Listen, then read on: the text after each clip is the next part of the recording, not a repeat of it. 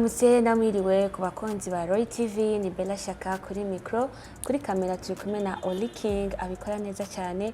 Uno munsi nabateguriye inkuru nyigisho igice cyayo cya kabiri. Ubuheruka twari twumvise igice cya mbere cy'inkuru yacu nyigisho y'umuvyeyi yaryamanye n'umwana wiwe w'amaraso.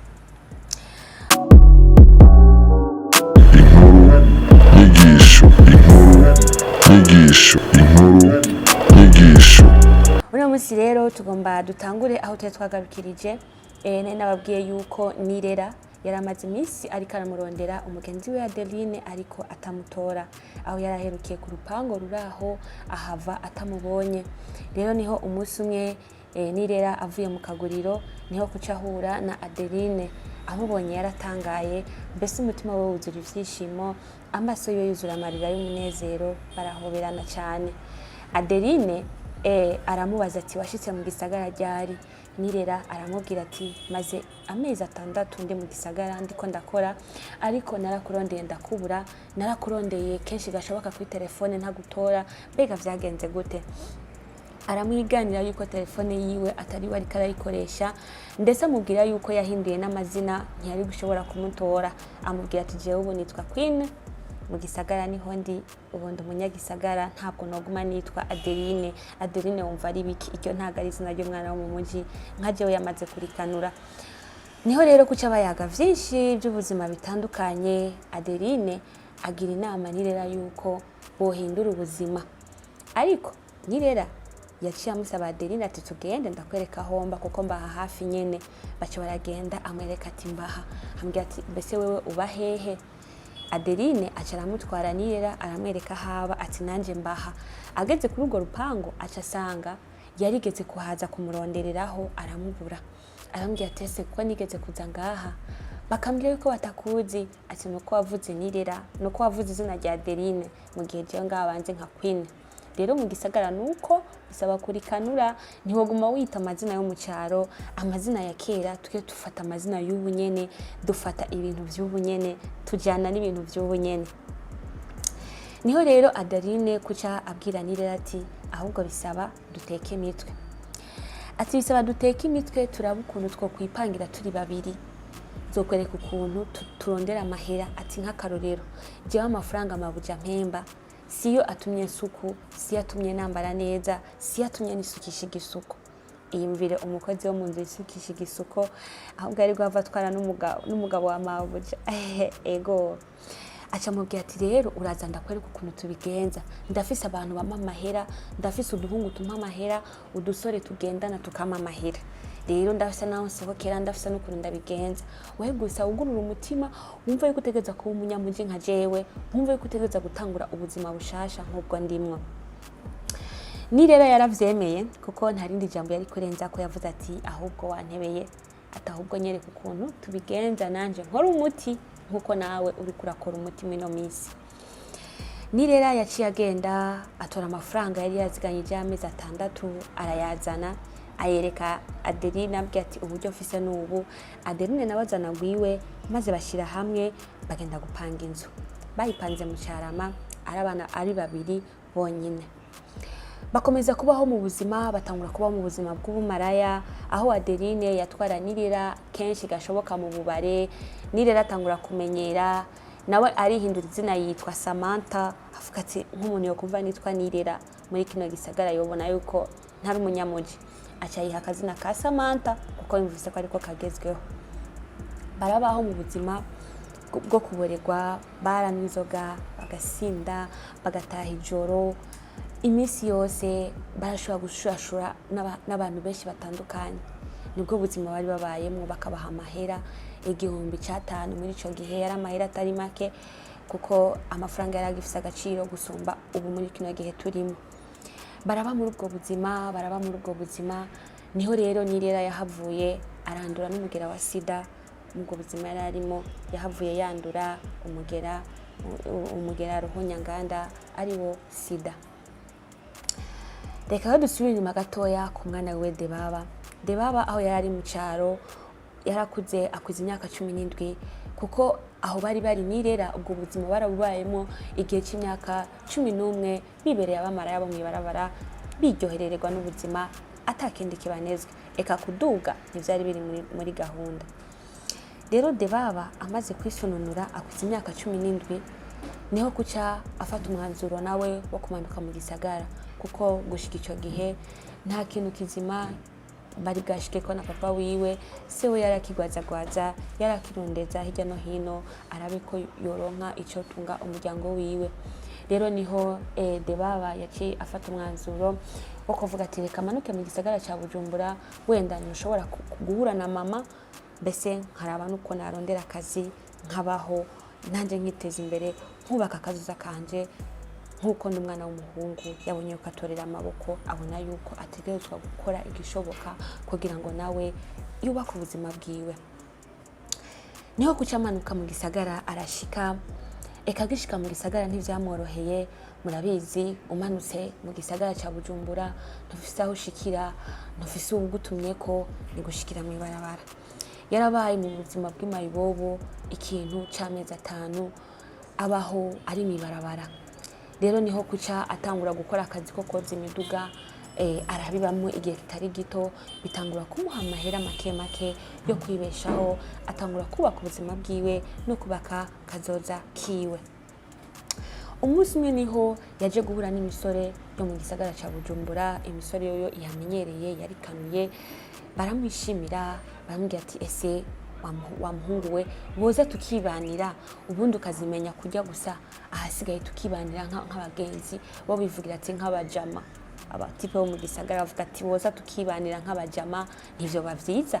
Turumva yuko kubana nawe ntaco vyodutwara, kandi ubuzima urimwo ntabwo ubayeho neza, ariko twokwereka ukuntu nawe kubaka ubuzima bwawe, tukibanira ugasa neza, ugasirimuka nkuko natwe tumeze, ukaba kuri level yacu.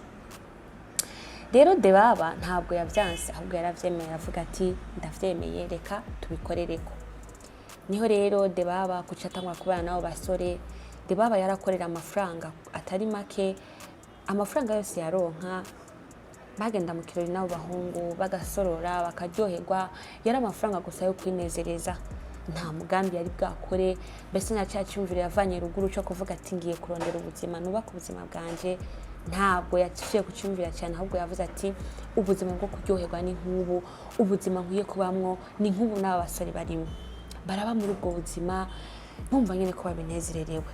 Niho rero hano bari baba nabo bahungu baje kwimuka, baca bimukira mu Carama, baca bimukira mu rupango Nirera na Adeline bari basanzwe babamwo, bari basanzwe bapanzemo. Ico gihe rero Nirera na Adeline bavyuka bigira mu bubare, mbere bavyuka amasaha agiye, kuko barara mu maboate, mu birori, mu makaraoke, niho birarira n'abagabo, ibintu nk'ivyo. Rero baza gutaha ijoro bakaca bavyuka amasaha agiye. Rero ntibari bwaronka umwanya wo kubonana nabo basore bari bimutse, ariko barabonye ati abantu bimutse bashasha, ariko ntabwo bari bwidondorane ngo bamenye ati aba ni banaka nababanye nuko. Umwe wese yarabana n'ubuzima bwiwe.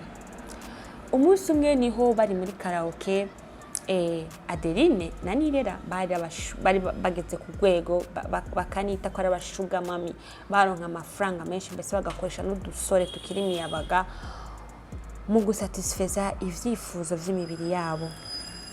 Niho rero umunsi bari muri karaoke aza guhurirayo na Debaba ari kumwe n'abagenzi biwe. Debaba abagenzi biwe bamubwirije guhindura izina ryiwe, asigara yita Liberty, umusore wo mu gisagara, umunyamuji. Bamaze guhurira muri iyo karaoke, Nirera yakomeje kwihweza Debaba ukuntu ari agasore gakeye, agasore kambara neza, yumva aramukunze, yumva aramwishimiye. Agerageza kumwereka utumenyetso tumwereka yuko yamukunze, ko yamushimye, ko yifuza yuko boba mu migenderanire y'urukundo. Debaba ntabwo yashotse habijamo cyane, ahubwo yabyiganiye abagenzi be ati ujya mu mere nuku mbona aguma ndaba, mbona yankunze, mbona yanshimye, mbega mu mpanuye iki. Baramubwira ati aha ni mu muji bro, ube raba ahubwo mu biyage muheze, icyo ashaka cyose ukimukorere. Bajya bamere ntibibanira, bavuga twaduterme ngo mani, ngo bajya bamere mani ntibibanira, wowe nibirekure. Muri ico gihe rero Debaba arirekura atangura kuyaga n'umumere amufata nk'umushuga mami kuko yaramuruta cyane kari kagira gasore kumuyabaga barayaga bashika kure. Niho umunsi bari mu kirori burira abagenzi bagenda gutambira ku ruhande, Nirera ariwe Samantha na Liberty baca bafata hotel bararyama bararyoherwa. Burira buraca mu gatondo rero bamaze kuruhuka baravyuka, umwe afata akadushe uwundi aguma aruhutse. Niho Samantha kuca baza Liberty ti benda kubaze none wewe uvuka he? Liberty aramubwira ati jewe mvuka hanaha, mvuka mu Cankuzo. Sawa aho ndahazi. Okay. Ese umugabo yitwa Claveri uramuzi canke umaze kumwumva? Aravuga ati yego ndamuzi, ndamaze kumwumva. Ati kubera ko mumbajije? Ashambwira ati ndafise impamvu ndamukubajije ariko it's not big deal, ntitubitindeho. Claveri aramubwira ati okay, jewe ndamuzi Claveri ni papa wanje, cyo gutangaza nuko ari papa wanje.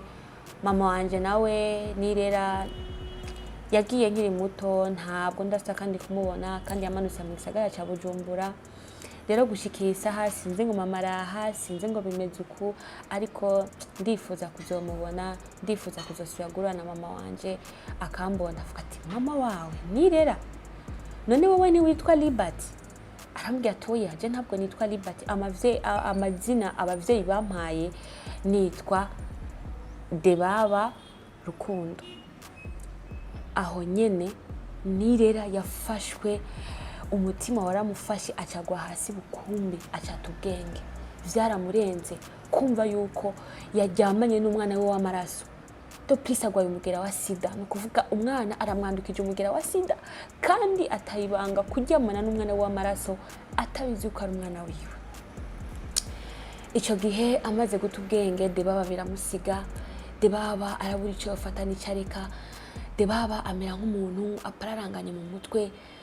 Haheze akanya Nirera murantunga, Nirera asaba kandi gutora kenge. Niho kuca bimurenga arambara ahita asohoka acaragenda. Nta rindi jambo yasubiye kubwira Debaba kuko vyaramurenze kumwibwira amuraba mu maso ati ndi mama wawe. Yumvise bimurenze, yumvise yuko nta ntege yoronka zo kubwira Debaba ati ndi mama wawe. Nibyo bari bamaze gukorana n'imigende nawe amaze gushika ko ivy'inkunda n'ibindi. Nirera amaze gushika muhira yaratoye agapapuro yandikira umugenzi wiwe, mugenzi jewe ndabona yuko kubaho nta gahunda nk'ibifisemwo, ku kintu canshikiye nkaryamana n'umwana wanje ntabizi Debaba Rukundo, nkaza kubimenya ibara ryaguye, nkaba nzi neza ko ngendana ubugwayi bw'umugera wa sida, gushikisa umwana wanje nkaba nawe namwanduje ingwara. Ndumva yuko binaniye kwakira, ndumva yuko binaniye kubaho fise ico gikomere, nisemo kwiyahura ndagiye n'agasaga. Ahita yihisumu arapfa. Wa mugenzi amaze kuza asanga umugenzi wiwe arapfuye. Agize uko abona urupapuro ararutora arasoma.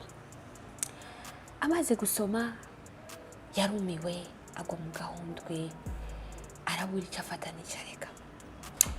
Debaba arabimenya bimushika ko inkuru zirasakara, zimushika ko ararira arumva ko yiyanse, ariko aravuga ati nta kundi ivyabaye no kuvyakira, ariko numva ko ari gikomere ngize mu buzima bwanje ntazopfa nibagiwe. Debaba kuva iyo saha yaciye inshingano zo gukizwa, yaciye inshingano zo kubatizwa, atangura kugira ijambo ry'Imana, aba mukizwa, ariyakira ubuzima, arabandanya ari umuntu akijijwe.